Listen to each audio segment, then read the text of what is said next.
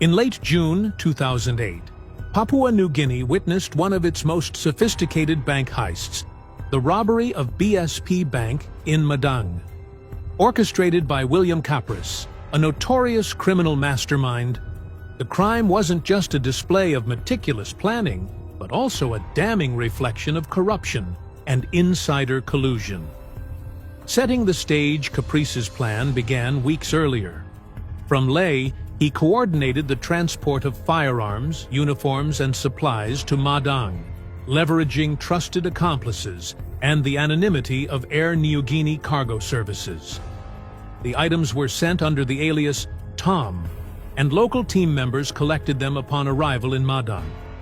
Kapris himself traveled to Madang after a brief stay in Leh, where he finalized plans with his team.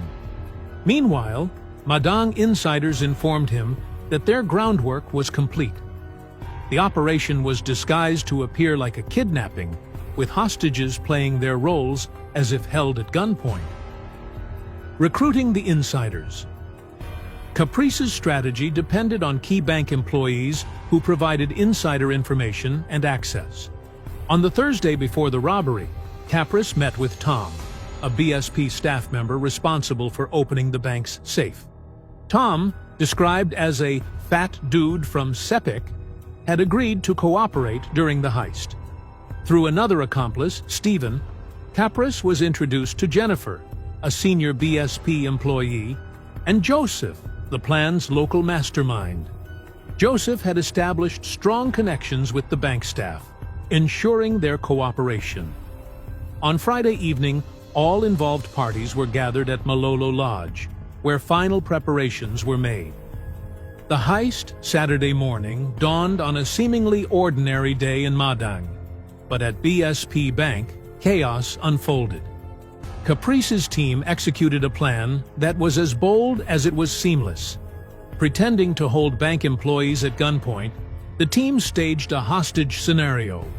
The complicit staff played their roles perfectly, walking into the bank and opening the safe under the guise of coercion. In a matter of minutes, they retrieved 2.407 million kina and handed it over to Kapris's team. Once the money was secured, the hostages were taken to Malolo Lodge and released, unharmed. The robbery, though appearing violent and chaotic to outsiders, had been executed without a single casualty. The escaped Kapris wasted no time fleeing Madang. By Saturday evening, he was already on the road to Leh, traveling in a land cruiser.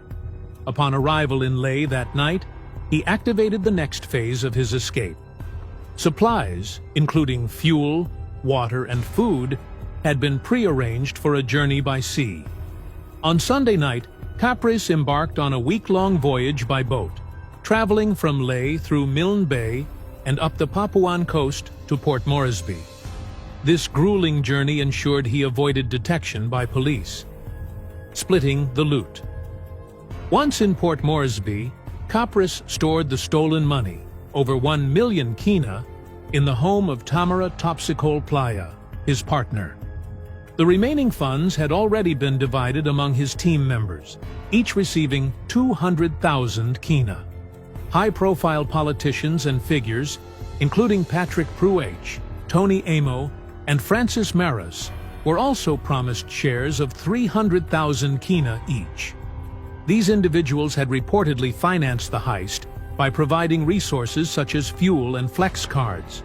However, Kapris retained their shares, planning to deliver them later.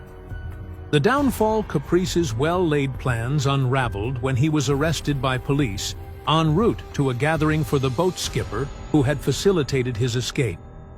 At the time of his arrest, Kapris carried no cash. The million kina stored at Tamara's home remained untouched, though its fate after his arrest became a source of controversy. The aftermath following Kapris's imprisonment, rumors swirled about the missing money. The alleged kidnapping of Tamara's relatives was linked to the loot, though Kapris vehemently denied any involvement. He suggested that those with stakes in the money, including politicians and other accomplices, may have been responsible for the kidnapping in an attempt to recover their shares. The arrest also left high-profile figures in fear.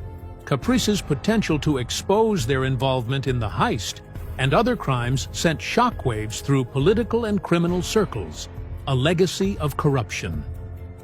In his confessions, Kapris highlighted the depth of corruption that enabled his crimes. He stated, "Without those high-profile figures and politicians, I, William Kapris, would not have had the capacity to do this." The 2008 Madang BSP bank robbery was more than a theft. It was a carefully orchestrated operation that exposed the intersection of crime, politics, and corporate collusion in Papua New Guinea. To this day, the stolen millions and the identities of all involved remain shrouded in mystery, cementing William Kapris's legacy as the mastermind behind one of the most infamous heists in the nation's history.